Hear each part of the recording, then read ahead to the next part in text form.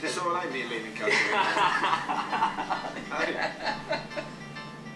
When I went to the club, I was a sleeping giant. I think I went into the club when they had 7 games left, the initial 7 games left at the bottom of what is now the Championship.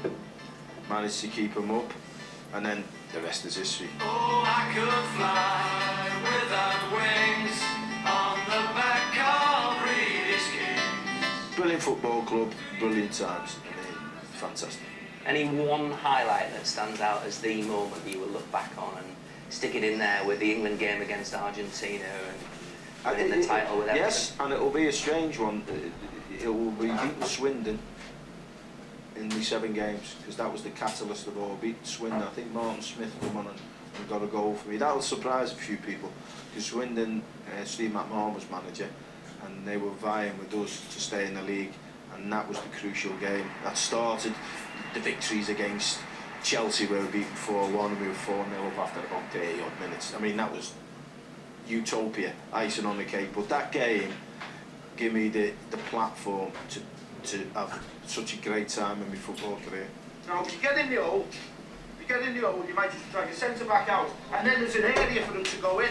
But if you can drag one out and create a hole, I think Kevin can get in on it. Do you think towards the end the Sunderland fans didn't realise how good they had got it? Let's be honest, 2 consecutive 7th finishes. I know you were down the bottom last season, but I think when we're 7th and 7th, I think we should have tried. I tried to buy really quality players, and we was unable to, you know, tempt them to the stadium like Robbie Keane, for example.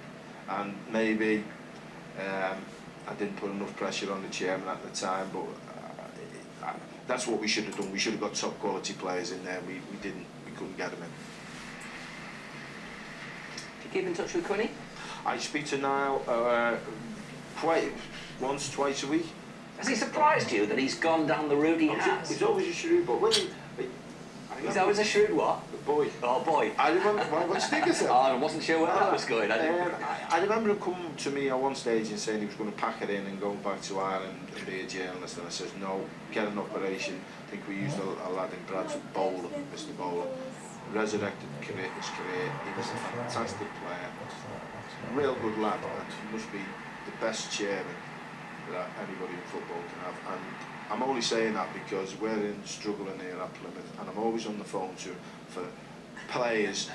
I've got no money to pay the wages. He's got to pay the wages. So to me, Quinny's got. Yeah, he's going to become a little nursery club. Top man. I've got so much respect for the fella.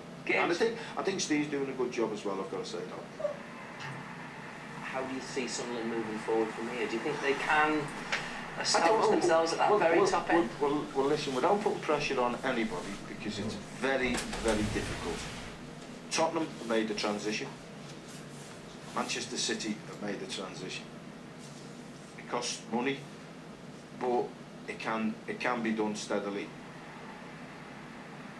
The supporters, I know, they are fanatics about the club.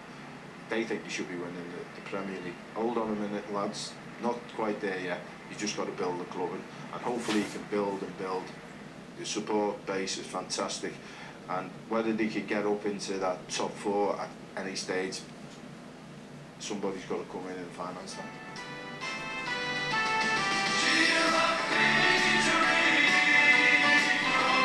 Final question: have you got a copy of "Cheer Up Peter Reid" the single? Don't drive me bonkers. That everywhere I go, still.